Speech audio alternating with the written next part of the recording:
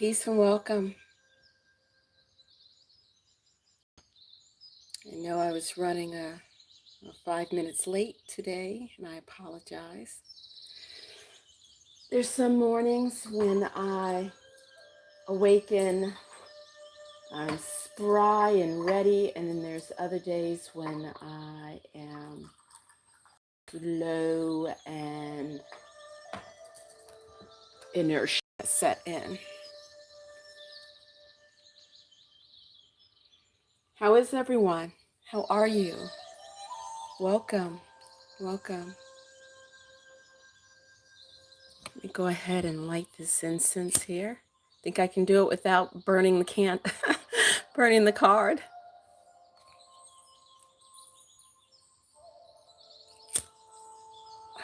Fire. I love fire. I don't have any fire in my astrological chart. None. I have a lot of emotion, a lot of water, a lot of water. Heavy on the Scorpio energy.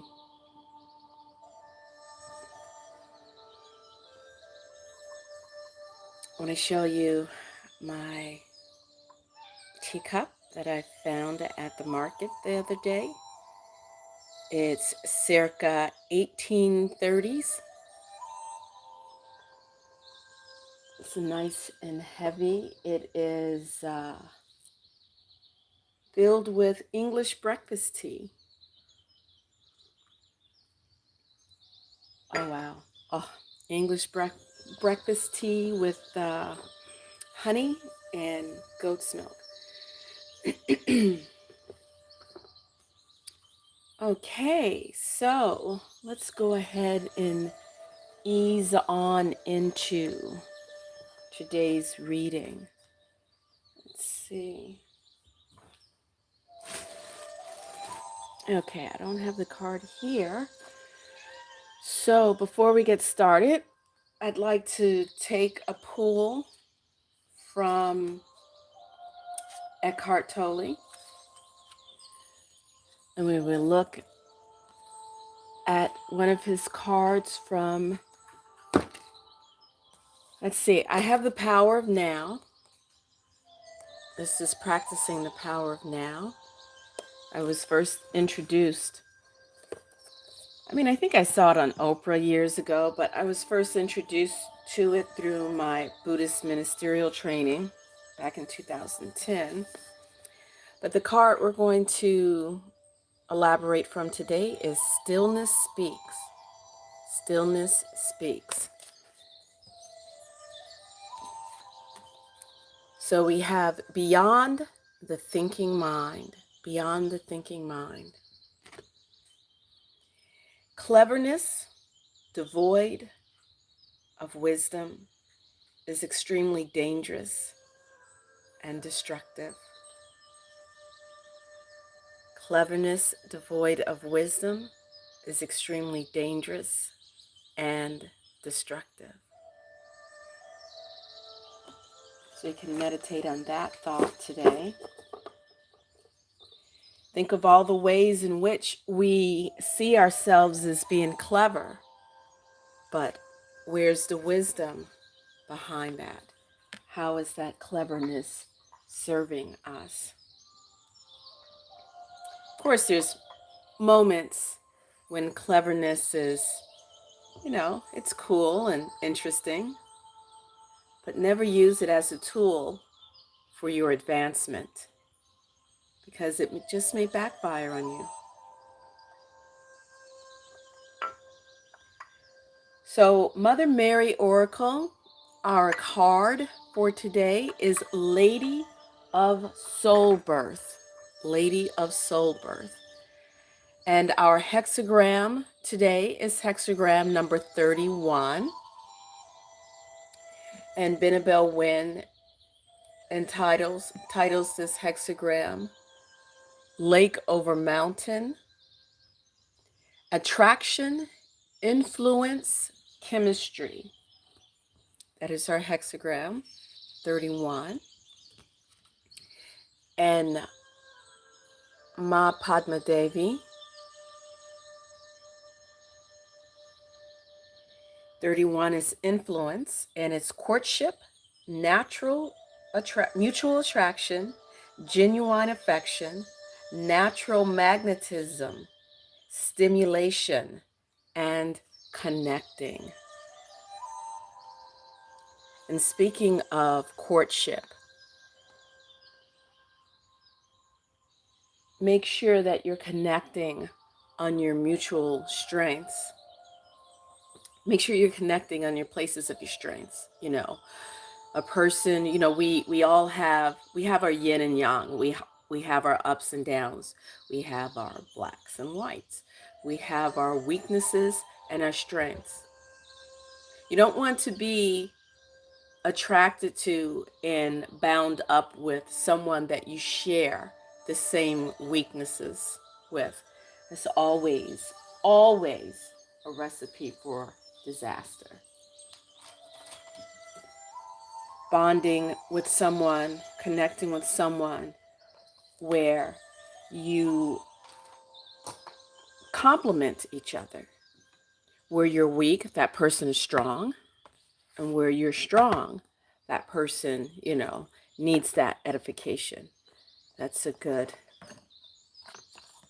Someone was telling me yesterday that they're in this great relationship, but the connection, they said the connection is there, but they seem to have the same baggage and it's clashing. It's like one thing I've learned, because, you know, knowledge, and when that knowledge becomes wisdom is when you begin to apply that knowledge and you see things. Whereas before, you had the knowledge, but you chose to ignore it. But one thing I've learned is when you have the same baggage and you're clashing on the same things, put the brakes on. That's not good. That's a major red blanket.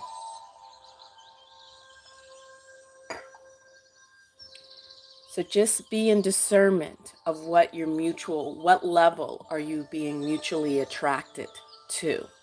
Is it a healthy and beneficial?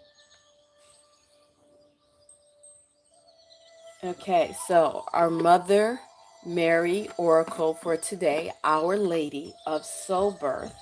Oh no, okay, here's the phone. Okay, so that is card number 5. I'm gonna look at that, number 5.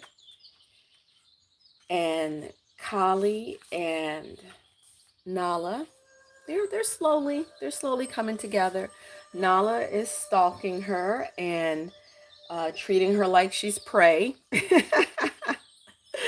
It's funny watching her go up and patting her down. It's like, you stay there, I'm in charge. Okay, Our Lady of Soul Birth. You and I have never been separated. Though you may fear it to be so, my beloved one, yet as you grow, I grow. As you suffer, I suffer. As you celebrate, I celebrate. When you rage and grieve, so do I. So too do I rage and grieve. Your journey upon this planet is held within my loving embrace, and is my journey too. I am with you always. We cannot be parted. I accept all parts of you and all parts of your journey. There is nothing to hide from me, for I am in your life with you. When you reject parts of yourself, you reject me. When you love yourself, you love me. Love me, dear one. Love yourself, and your radiant soul grows into life, into light upon the earth. So that is from Our Lady of Soul Birth. Welcome. Welcome. Thank you for the thumbs up. The journey of the soul is a gritty one. Welcome, Lapa. It entails encounters with realms of light, with pure love and heavenly rapture. It also entails encounters with negativity, fear, doubt, shame, guilt, grief, anger, and suffering. Such is the mysterious experience of being a divine human in the making. My apologies for that. Let me make sure to turn. Oh, that alarm is so obnoxious. Let's see. Give me one moment. I'm going to turn that ringer off. Okay, where were we? We encounter bliss and despair in order to become whole. What? Wait a minute. So bliss alone, happiness, joy alone doesn't make us whole? That's interesting. That's really interesting. And the analogy, I'm a very visual person. It's like when I speak or when someone else speaks, I see images in my mind. It's like I'm watching a video in my mind while I'm simultaneously watching the person. And when I read this part, let's go back to it. We encounter bliss and despair in order to become whole. It did not just stop at bliss. It also added despair. Despair and bliss makes you whole. Dwelling in just pure bliss all the time, you're not whole. You're incomplete. Say what? Does that sound counterintuitive? Because we all know that if you're just encountering despair all the time, that's, oh, nobody wants to be there. Nobody, ooh, that's unhealthy. That's not good. But then we might have a tendency to think that if we're just happy all the time and just experiencing bliss all the time, that we're whole, that we're complete. That's an interesting concept to meditate on. And the analogy that popped into my mind, I astral projected to Iceland, or say to certain parts of very northern Alaska, where you have sunlight 6 days a year. I'm sorry, not 6 days a year, 6 months. You know, it's bright, bright sun all day. And even at nighttime, 10 o'clock at night, it's still sunlight out. It probably looks a little bit more like dusk, but it's still sunlight. Or, by contrast, what about the 6 months out of the year where it's darkness? Or maybe the sun is out for 3-4 hours a day and then it's dark the rest of the day. Could you imagine living in those type of conditions? That's what people in Iceland live in, where it seems like it's more like, say, 90% dark certain times of the year. You know, I've never been to Iceland. There used to be Sarah L., who frequented the channel. She's Icelandic. She actually lived in America for many years, and but moved back to her homeland, and we used to communicate a lot. And she was telling me there's a lot of depression and bipolar and psychological serious diseases. And I don't mean just mild depression or you're just sad because of what, like serious mental illnesses due to not being enough sunlight. And the same is conversely when you live in a place where, you know, like for Alaska, for example, where there's times of the year where there's way too much sunlight. So, in other words, to be in this physical form, we must experience duality in order to be whole. We must have day and night, hot and cold. I know for myself, when I lived in Daytona Beach, you know, I'm a Midwesterner, just put it that way. I'm a Midwesterner up north, and it was cold, you know, and I live in the Northeast now and it's cold, but I lived in Florida for 6 years, where it's relatively warm all year round, relatively speaking, or at least it was 30 years ago. And the change of seasons was very subtle. So, there was really no autumn where the leaves dropped off the trees. And after a while, that began to wear on me. I needed this flow and change. So, when you have those people, especially New Agers, where it's all love and light, I like to say, what about the darkness? When we gestate in our mother's womb, we're not gestating in pure light. We're not gestating in this bright light bulb. We need darkness. When we plant seeds into the earth, what are we planting them in? Darkness. Darkness is not inherently bad or evil. Despair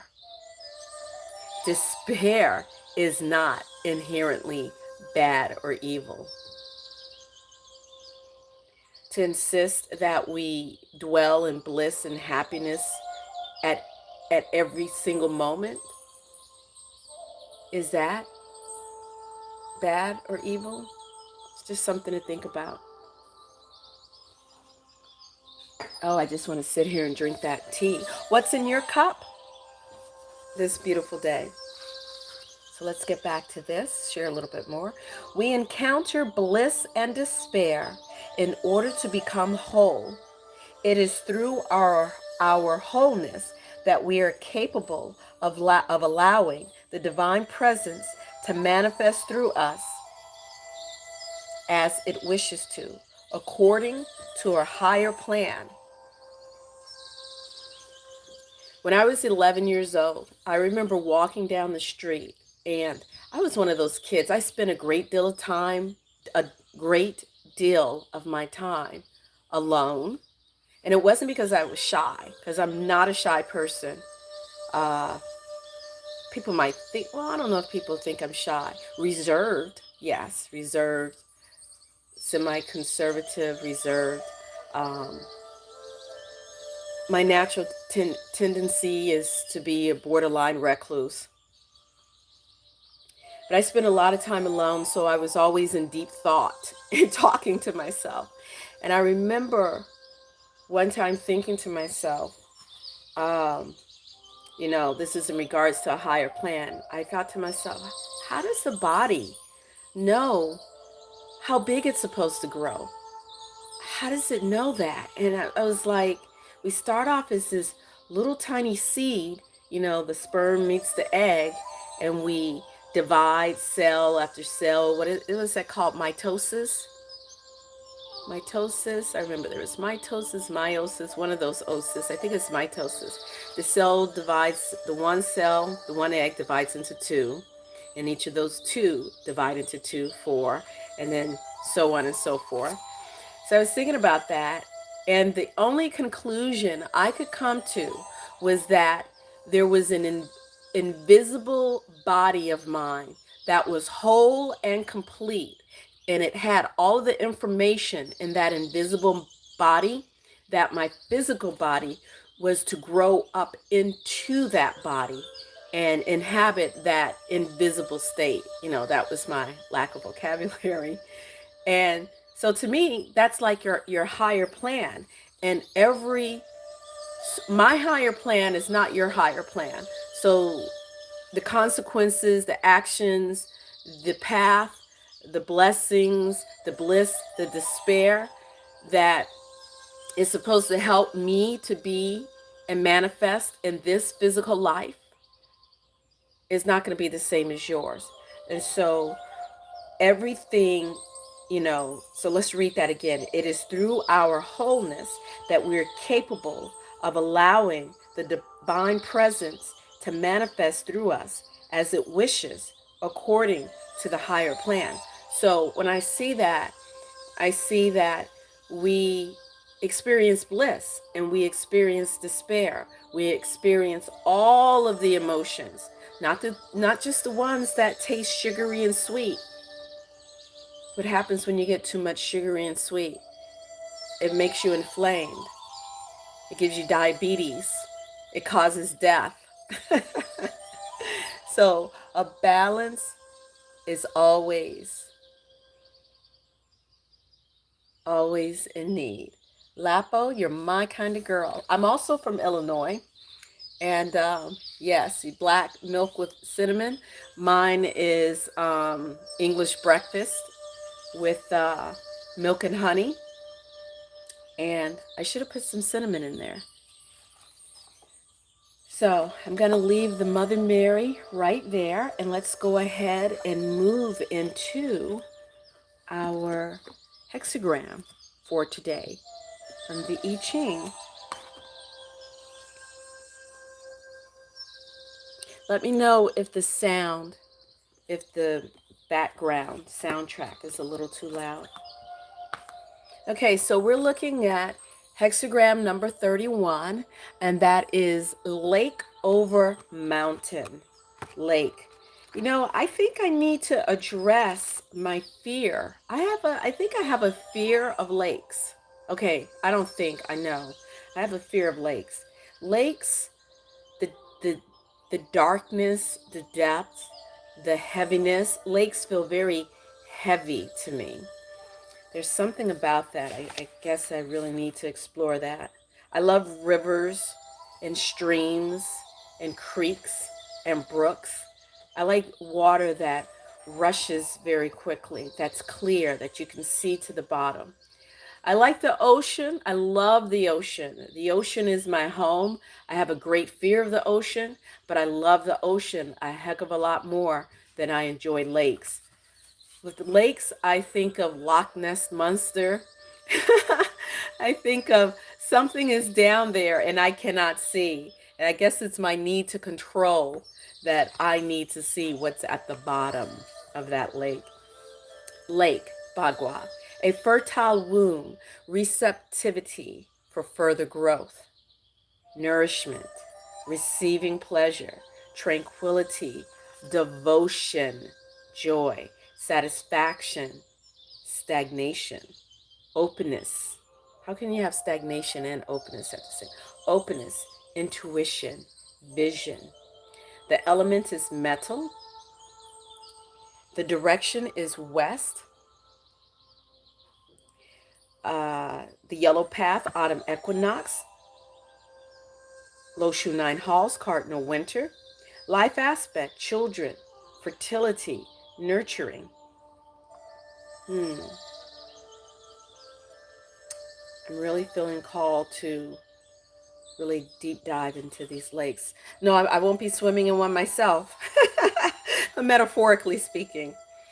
The chakra, medically is related to the mouth or oral cavity, digestive and reproductive systems, chronic pain or disease, nutrition, sexuality.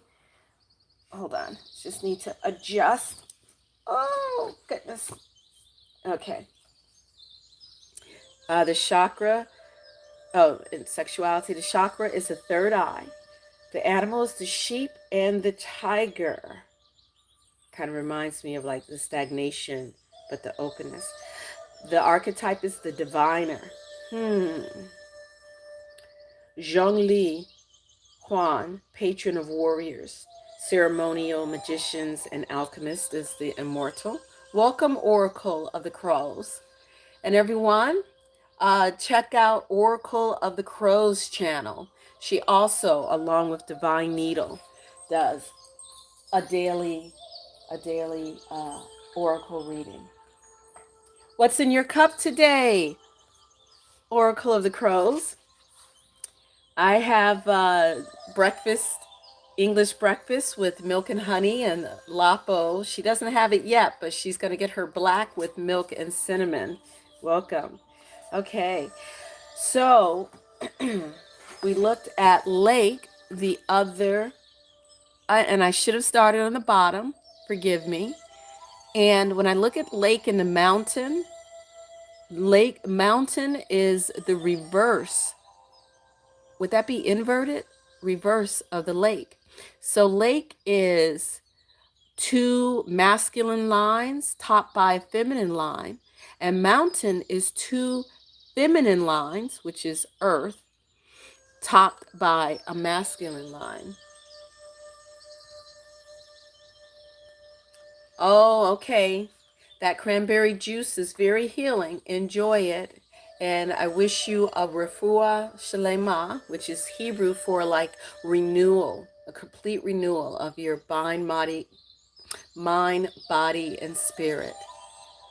Sorry to hear. I remember yesterday Divine Needle said that you were missing, and she was a little concerned about you.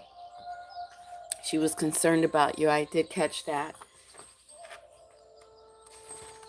Okay, so the next bagua, which I should have gone first, because remember, we start with our foundation and then we work our way to the top. Mountain bagua, which is the one on the bottom. You can, let's see, I don't think you're going to be able to see it now, but it's this one, this hexagram, the 3 lines, that bagua. Keeping still, preserving energy through stability, which is what Oracle of the Crows is doing right now. She's resting and has a respite. Completion, discipline. Her discipline is drinking that cranberry juice and water in her resting state. Rumination, meditation, and cultivating. And she's right now, she's cultivating her good health.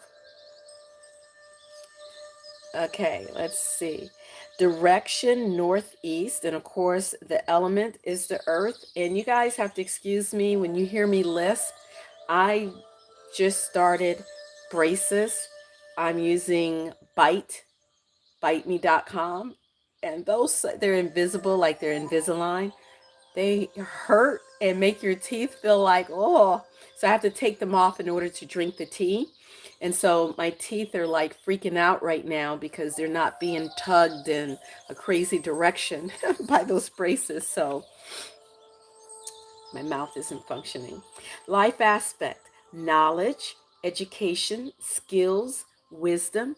Medically, it's related to the hand, joints, skull, neck, upper back, shoulders, tumors, circulation, blockage. And the chakra is the root chakra. The animal is the wolf, and the archetype is the scholar, the artist, and the immortal is Yang Guo Lao, patron of occultists, alchemists, necromancers, and healers. Interesting that necromancers and healers are mentioned together. So we're going to, and again, we are in Binabel Wynn's translation of the I Ching. This is the page that I'm looking at right now.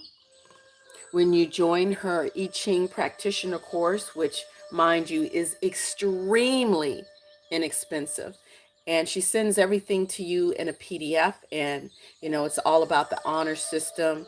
We all love Binabel, would never upload her items to the internet, or just give it all away. She gives us the ability to print out our own cards, and I took these to the local printer. Normally, I have the cards that are like 2/3 this size, but I decided to use the larger ones here, and I'm going to use the smaller ones with me at the market when I do my tarot readings and everything. So let's look at Binabel's translation. Oh, wait a minute. Before that, let's go to the late Professor Kursan Hong, the theoretical physicist. Yes, physicists are deeply intrigued by the I Ching. We are glad you're here. Oh, wow. So you must have had a really bad infection. You stay hydrated, honey, and keep that cranberry juice flowing. Keep it flowing. Keep it flowing. Cutting is what? Wow, that's interesting. Professor Hong has such a different translation. Padma Devi, it's influence. This is the Osho I Ching cards. Influence. Binabel Wynn has attraction, influence, and chemistry. And the theoretical physicist, he's like, nah, The direct verbatim translation for this I Ching, this hexagram, is cutting. Sign of the sacrifice, auspicious omen, favorable for taking a wife. Am I in the market for a wife? Let me think about that. Okay, starting from the bottom, mountain, working our way up. And this is the yin lines, 2 yin lines, one yang or yang line. So 2 feminine, one topped by a masculine. Cutting the big toe. Cutting the calf. Misfortune, stay at home. Cutting the thigh. Guarding the wound. Going brings woes. Good omen. We're now in the lake part. Good omen. Regret disappears. Footsteps come. Footsteps go. Be friends be with you. Cutting the back. No regrets. Cutting the cheek. The tongue. We don't know if that's a good omen or if there's regrets. Oh, things that make you go, You fill in those gaps by doing your own meditation. Because whether it's a good omen or whether it's auspicious or a bad omen, what's auspicious for me might be a bad omen for you. So Benebell Wynn's translation, interpretation of this hexagram: receive others with humility and non-judgment. Let the people move you, and you will move the people. Reciprocal attraction, mutual influence. Young lovers are joyous and prosperous. It is auspicious for you to proceed with your endeavor. Change is coming, though no one seems to sense it. The beginnings of movement, an idea begins to surface. However, whether the influence will have an impact remains to be seen. It is still too early to tell. So we'll let that lie there.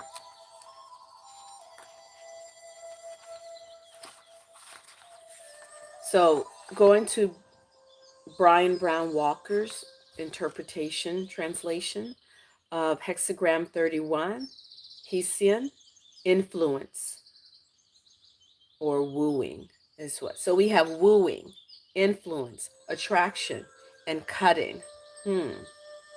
And influence comes, good fortune to those whose hearts are correct. The hexagram Hessian indicates the coming of an influence.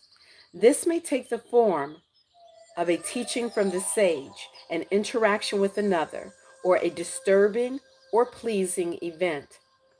In any case, there is good fortune if you meet the influence with proper thoughts and actions. It is a good time to remember that like attracts like. Remember that. Like attracts like. Is it always a good thing? Two wounded people can attract each other because they have the wound in the exact same place, and they can poke at each other's wound and be in mutual despair with each other and say, oh, this feels so comfortable. It feels like home. And because it feels like home, it feels healing. If one gives expression to higher things, then one is surrounded by higher things. If one indulges in what is inferior, then one can expect to have the company of inferiors.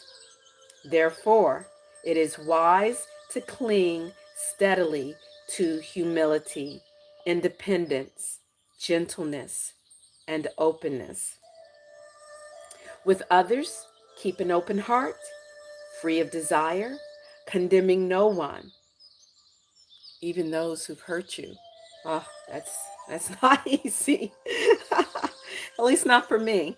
Not for me. It depends on, if I'm indulging in that hurt and pain, it's really hard not to condemn the other person. Enjoying affinities while retaining your equanimity. With the sage, keep a clear connection. Seek resolutely to serve as a conduit for truth and innocence and goodness.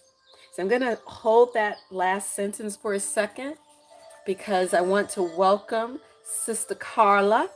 Oh, guys, Sister Carla, this beloved soul, she is the co-owner, co-founder of Infinite Treasures, where my amazing collection of ankhs have come from.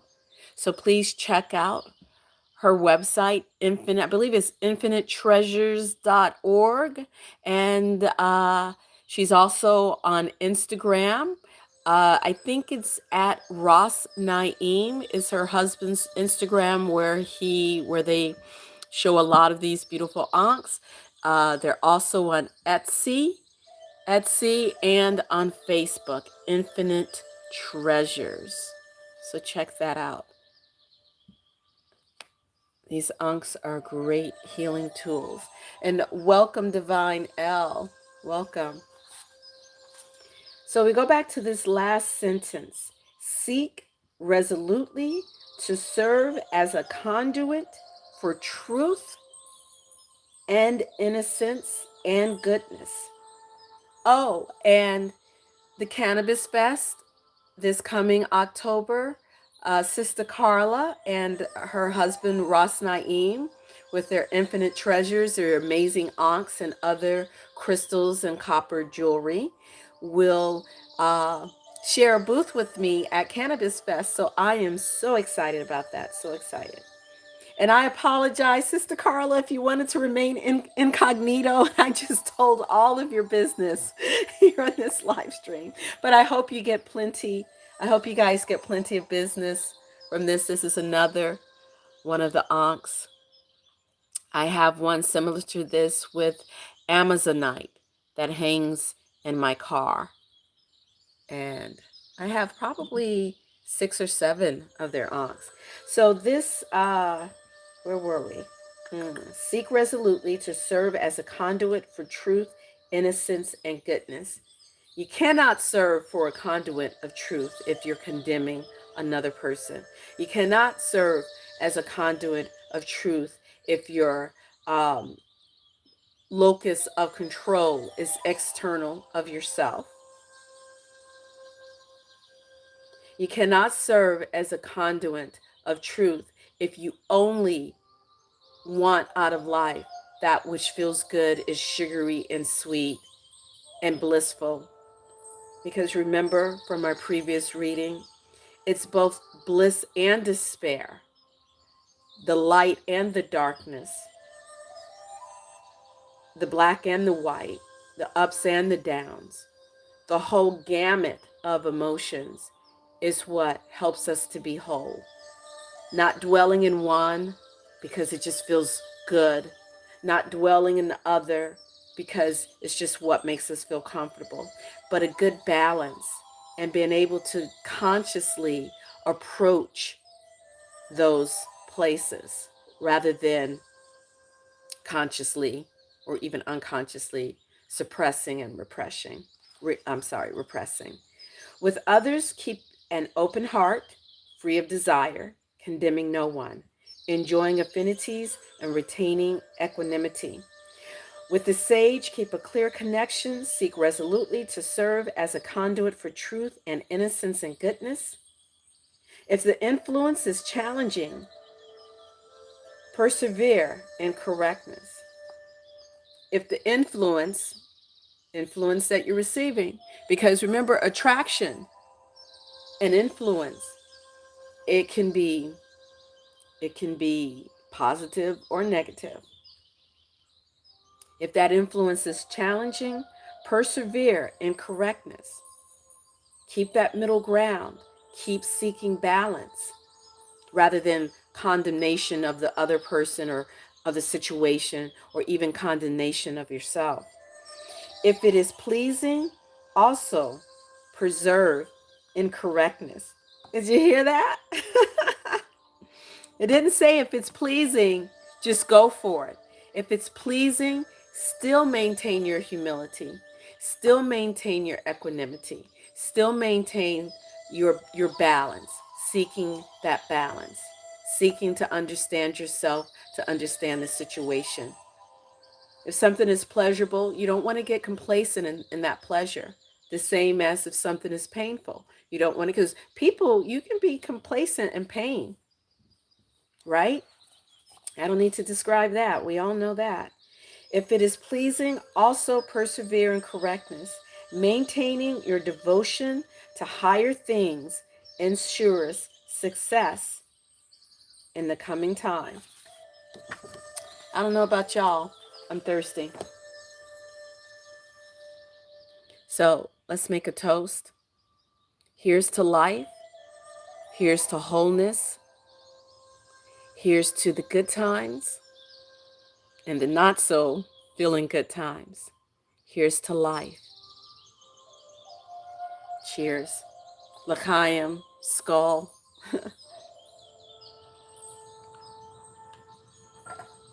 Okay, so we're going to venture into our Spirit Keepers Tarot, Vitruvian edition.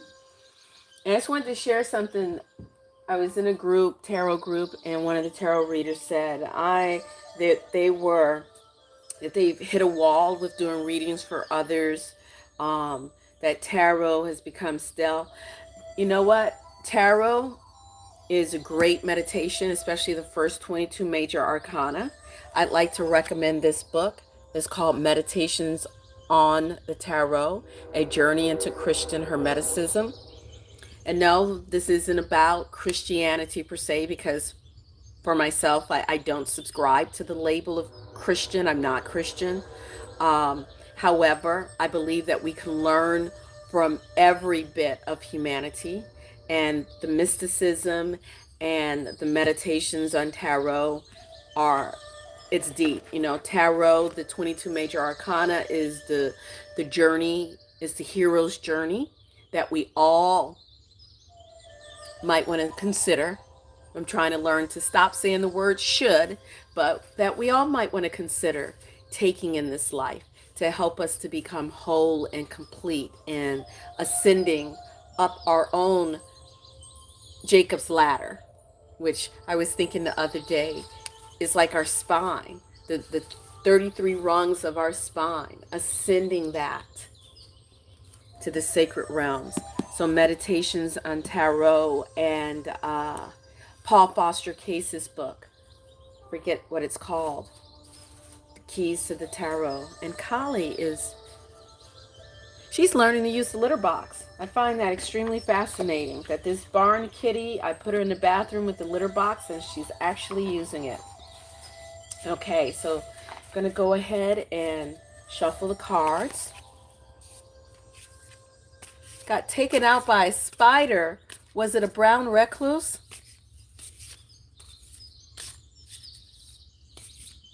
Ooh. You imagine something so tiny. It would probably take, what, 1,000 little spiders to make one human body? Something so tiny can take us out. Oh, goodness. Oracle of the Crows. Okay, you did not need to put those spider icons on there. You're giving me the willies. I am very arachnophobic.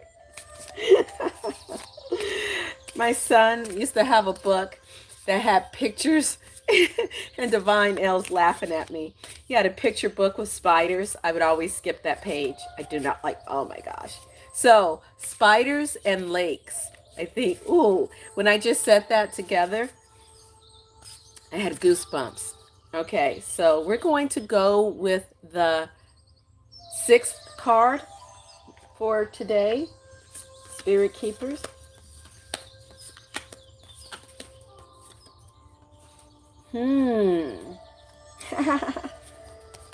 Necromancer. That came up in our hexagram reading today. Key number 18. Necromancer. Let's see, is that? Oh, that's not going to go up there. Here, let me show you the card. This is Benabel Wynn's tarot card, the Necromancer. What does this say? Gateway of Resurrection. And I thought I would make it easier. I will put out the image from what we're all used to, the traditional Rider-Waite deck. Key number 18, the Moon. The Moon card. So the Necromancer is the Moon card. Key number 18. I need to get a little block to set these cards up so you can see them perfectly. Key number 18, Necromancer, the Moon. So let's see what Benabel Wynn has to say about the Necromancer. Key 18 is the Moon of the Magi. We're called the crows. Key 18 is the Moon of the Magi. The Necromancer is the spirit of unseen influences. It is the spirit personification of uncertainty and illusions. When the Moon of the Magi appears to you, the matter at hand is steeped in ambiguity. Oh no. Okay, Divine L, let me just, okay, I'm gonna hold that sentence. I will check it out. Divine L says, check out peacock spiders. Just when you said that, the image in my mind, I saw peacocks with, the male peacocks with the plumage all spread out, which is beautiful in Gaelic. And then I saw the creepy long legs of the spiders, and I saw them put together, and that kind of gave me the inner willies. I have seen pictures of these little tiny cute spiders that had like 6 eyes. I think it had 6 eyes, and they were cute. They were cute little things. On the one side of my mind, I'm thinking, this is really cute. And the other side of my mind is like, girl, are you crazy? You trying to kill us? No, Divine Nail, they don't dance. Oh, okay. I am done with looking at the live chat. I'm going to keep reading. Okay, key 18 is the Moon of the Magi. The Necromancer is the spirit of unseen influences. It is the spirit of personification of uncertainty and illusions. When the Moon of the Magi appears to you, the matter at hand is steeped in ambiguity. I'm not looking out my peripheral vision. I'm going to finish reading this and then see what craziness Divine L is talking about, because I am not ready for that. It is the guardian who walks you toward mastery and seeing beyond perception and unraveling illusion. Okay, this necromancer is not going to make me like spiders. Okay, just saying. The necromancer is the spirit of your own imagination, an imagination that shines now so that the truth can finally be illuminated. The necromancer appears when you are coming toward the crossroads of having to endure through a dark night of the soul. The necromancer will be your guide and ally through the darkest night. Yet, there is prophecy here. Journeying through the dark night of your soul will take you onto the path that leads to your holy grail. What is to come is part of your quest and reflects what is to be your chosen path. Thus, key 18 bodes uncertainly, can feel ominous, and portends at coming darkness. There is also the foretelling of greatness to come.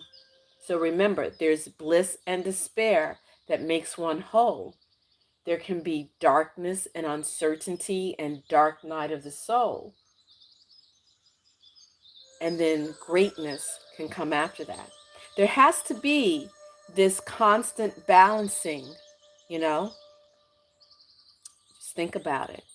Think about how we see that play out in politics. Think about how you see that play out in everyday life.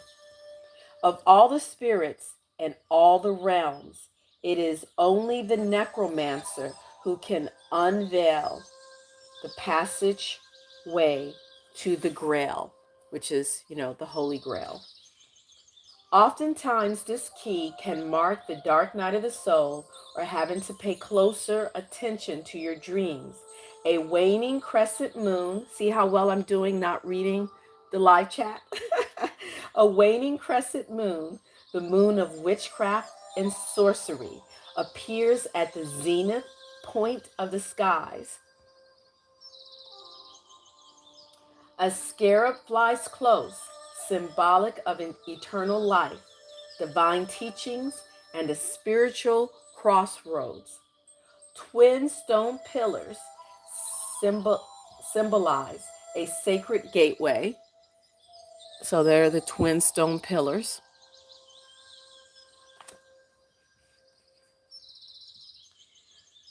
And a mystic passage into the unknown.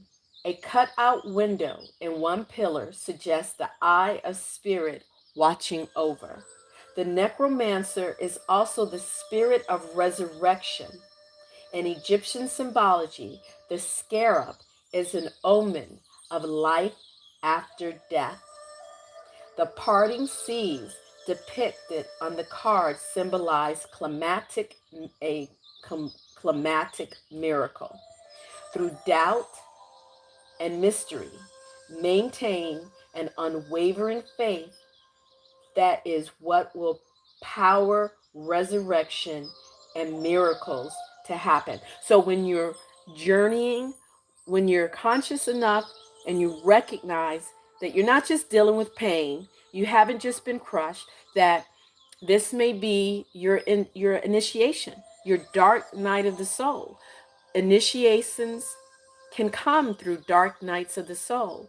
And remember, no human being or man, woman, child, whatever, can initiate you unto any of a true spiritual path. That initiation, as they say, only comes from above, only comes from within. Spirit will initiate you. Sometimes you may not even be ready, but once it begins, if you pay attention to those omens and those feelings and those sensations, you're getting yourself ready. Through the doubt and mystery, maintain an unwavering faith. And that is what will power resurrection and miracles to happen. And what is your unwavering faith in? What do you think that means? For myself, I believe that unwavering faith is to trust in the process, trust in the universe, trust that I'm not alone, trust that no matter how crushed, no matter how dismantled I'm going to become, or that I am right now, that eventually the sun will rise. And if I'm in Alaska, it might be 6 months. But the sun will eventually rise again. And I too will eventually rise. So those of us who know about Benabel Wynn, when she creates her tarot decks, they are a masterpiece. So she gives you a little white book, right? And even her little white book is more substantial than most tarot decks, little white books. And this is only in English. So this isn't like French, German, and Italian. This is all English. So that's the little white book. Then she gives you a medium white book. So this book is about, I can't see it, 3/4 of an inch thick. This is the medium white book.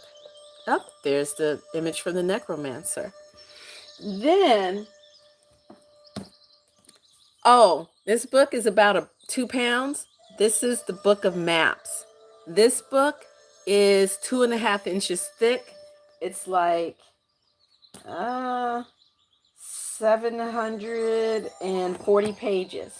So I wanted to start going a little more in depth when we look at these. So I want to, if you're okay, and if you're not, we can always switch off. But I wanted to kind of go a little bit more into depth in the cards that we choose because there's so much rich spiritual inheritance here.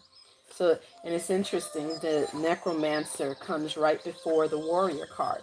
So the necromancer, key 18, gateway of resurrection. The attribute manifested is revealing. The theosophical septenary is desire. The Saint Germain key is twilight. And the path on the spirit's journey is bringing into form. Through key 13 and key 18, and let me see if I can find key 13 in here. I'll just try that right quick. And always have to translate the Roman numerals. Oh, so key 13 is the death card. Okay, so you have the death card and of course the necromancer because you're resurrecting that which has been brought to death. And remember that resurrection is not bringing back the same thing. But I will get back to the chat. Okay. This is the star. Oh, wrong page. Together, key 13 and key 18 endow the initiate with shamanistic powers to transverse the underworld over the realms of the dead and the undead, mediumship and spirit summonings. Key 18 teaches how to navigate the threshold of life and the threshold of death. When key 13 appears in a reading, listen to the mental echo of subconscious realizations. And that's a quote from Crowley. So when key 13, when a death card comes, listen to the mental echoes of the subconscious, the things that you begin to realize, the methods of the madness in your life, and you begin to realize what's not serving you, when you begin to realize what is keeping you from being your best version of yourself. And just a little caveat here, remember the best version of yourself is not going to be one that's completely giggling and smiling and laughing all the time. The best version of yourself is also going to be that version of yourself that cries and has sorrow and has despair.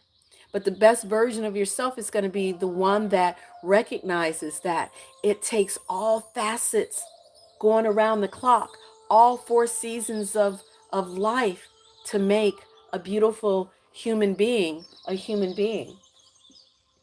This is the moon of the Magi. Oftentimes it marks the dark of night, the dark night of the soul, or having to pay closer attention to our dreams.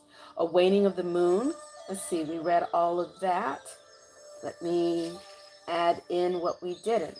The necromancer's arms are outstretched, bringing into form a cubic stone. It is the occultic interior of what the emperor manifested in the first septenary. So we remember the emperor card. I'm not going to bring that out. Only now are the hidden inner facets of the cubic stone revealed to the initiate. So you can see the cubic stone right there. And it is only going through really facing yourself, accepting who you are, that the real, true soul, the true nature of who you are begins to become revealed. The necromancer parts the mystic sea from the great salt sea of awareness, and in doing so reveals a path that leads to twin swans who guard yet another path. This one, the initiate, can intuit. Leads to the Holy Grail. No one else is going to lead you to your Holy Grail. That is something that can only come from within, because intuition is within. So nothing external of yourself can lead you to yourself. The necromancer's back is turned to the path to show that senses beyond the physical are needed in this quest. In the compendium of spirits, it is only the embodiment of the necromancer who can unveil the passageway to the grail. In divination, key 18 is the spirit of resurrection. As Moses parted the seas, as Jesus resurrected Lazarus, this is the key of a climactic miracle. Of the 7 mystic arts in Renaissance magic, the 3s in the minors correspond with 4 of the mystic arts: pyromancy, hydromancy, aeromancy, and geomancy, scepters, chalices, swords, orbs, respectively. The remaining 3 are found in the majors. Here, key 18 paired with key 15 together are associated with the dark arts, demonology, and necromancy. And please, I hope that when you hear the word dark arts, demonology, and necromancy, that your mind doesn't completely run to evil and all of that. So the key affirms sublimation of the shadow and the light. Here, key 18, the necromancer is the primary gateway of the shaman.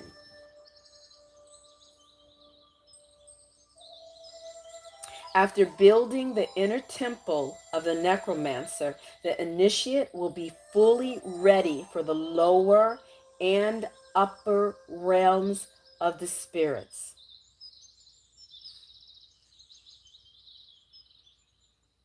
The principal theme I wanted to express here, and that's Benabel Wynn speaking, is distinguishing the life of the imagination apart from life of the spirit, as noted by Waite, meaning Arthur Waite, who commissioned the Rider-Waite-Smith deck. The jackals are a reference to Anubis, while the scarab beetle is a reference to Khepri. And they symbolize the contrast between that which is in the light and that which is in the dark, the exoteric and the esoteric. I've never thought of it that way. Interesting. Khepri is also solar light, and the moon is but a reflection of sunlight. The scarab close to the moon is emblematic of that illusion. When we see moonlight, we are looking at sunlight. Of the majors, key 18 varies the most historically in terms of deck creator interpretation. What remains generally consistent: a crescent moon, water imagery, canine influence, twin pillars to indicate a gateway, dewdrops of heaven, and an anthropod, which is a crayfish, scarab beetle, etc. So in my rendering, those themes remain. So now that I have gone, welcome Bella Vuitton, welcome. So now that I have shared with you more in depth from the Book of Maps, can you see why we love Benabel Wynn? Wow. Whoa, she just blows my mind. I think of Benabel Wynn as a high priestess. This woman, wow. Anyway, that is deep. And by the way, Benabel Wynn's 3rd deck, Revelations, is out for purchase, and it's a independently produced deck, and they will be shipped, I think, somewhere between August and September. So if you're interested in checking out, you can look her up on YouTube, or you can check out her website, Benabel Wynn. Let's see, is there anything? Oh, there's nothing on here that has her name. Benebell Win, Benne, Benne, Bellwen. BenneBellWin.com. She is amazing. Okay, so we have now gone an hour. Let me go ahead and scroll back because Divine L was distracting me with all of this arachno talk. Let's see. All right, I'm scrolling back up. Yeah, I had to stop looking at the live feed once Divine L started talking about peacock spiders and how they dance. Nah, no. Lapo. See, Lapo feels me. She said, I have seen a peacock spider. It did not help. Exactly, Lapo. Sister Carla's laughing at me. Oracle of the Crow says, well, I was okay with the spiders. Yes, Tamu or brown recluse. Yeah, I hope you feel better soon. Oracle of the Crows, let's send her some sweet, gentle, healing energy. She was bit by a recluse spider and has been out of commission for a couple of days. She's in the hospital. I was okay with them and uh, felt with the fear. Bit now, back to no tolerance. See what happens? See what happens? The moment you think those cute little critters are cute, they will bite you and land you in the hospital. Divine L said I had a brown recluse in my coffee cup the other day. Oh, Lord have mercy. No, didn't realize it was there until I poured my coffee and it was hanging, it was hanging onto her spoon. Oh my goodness. I don't think I would have been traumatized and I don't think I would have had coffee for a long time. She said she pulled her spoon out of the coffee and rinsed the spoon under the tap and sent the spider to a watery death down the drain. Oh my God. She said she could only do that with a brown recluse. Thank you for the laugh, Divine L. Laughter is so healing. Oracle the Crow says, my senses have been heightened. I now call them my spidey senses. Divine L says, that is freaking wild. Spiders have been in the readings, yeah, for about 2 weeks, and peacocks have been a thing in my realm. Yeah, I have a peacock feather up in my bedroom window that was that my son, my youngest son, had gotten on a field trip. And I have some videos of peacocks at my sensei's sanctuary, Reverend Koyo Kabuse's sanctuary out in Coarse Gold, California. All of a sudden, my nose has gotten so stuffed up. Let's see. Spiders have been in the readings. Peacocks on the Necro card. Okay. Let's see. Let me keep going.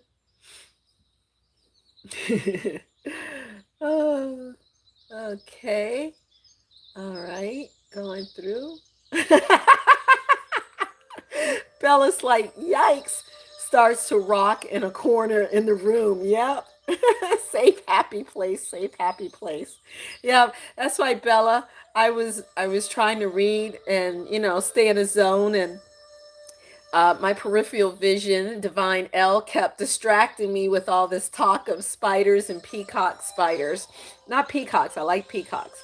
But I had to like, don't look at the live chat till you're finished. Oracle of Crow says, yes, they are cute, but they bite.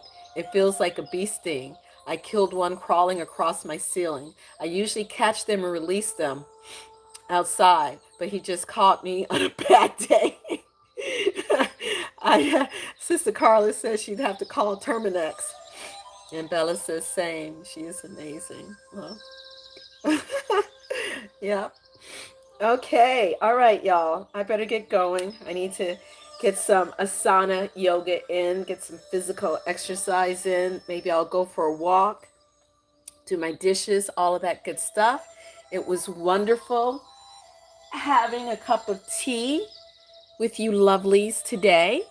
Please check out Divine Needle's channel, because I'm sure she will probably be going live very soon with her daily mission guidance readings. And again, also subscribe to Oracle of the Crows. And remember, we are never alone. And even as we travail through our dark night of the soul, continue to breathe like a mother in labor. Continue to breathe and allow all of those contractions to flow through you. Because through that pain, through that suffering, through that dark night of the soul, you will birth the great sun, the great sun, the great soul of your soul. I wish you peace and great bliss. Until next time, keep going. Keep going. Love you all. Bye-bye.